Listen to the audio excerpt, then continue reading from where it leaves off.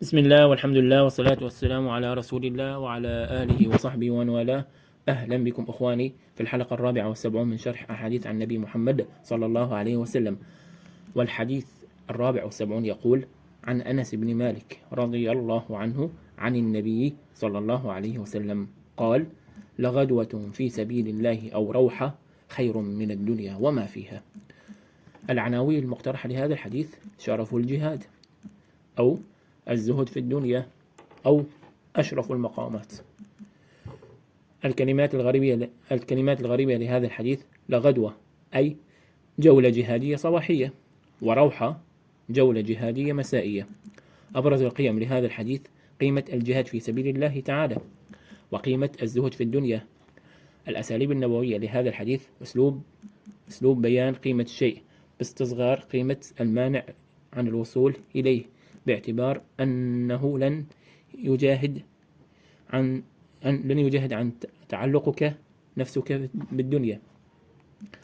الشرح المختصر لهذا الحديث: كلما زاد حجم الدنيا في عيوننا تثاقلت همومنا عن مواجهة أعدائنا. قال تعالى: أرضيتم بالحياة الدنيا من الآخرة ولأجل ذلك قيل لن يجاهد إلا زاهد.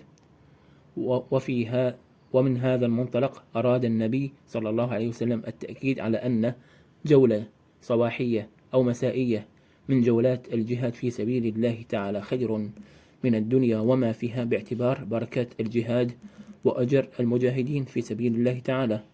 قال ابن حجر العسقلاني رحمه الله في فتح الباري: قال ابن دقيق العيد: يحتمل وجهين، أحدهما أن يكون من باب تنزيل المغيب منزلة المحسوس تحقيقا له في النفس لكون الدنيا محسوسة في النفوس، مستعظمة في الطباع، فلذلك وقعت المفاضلة بها.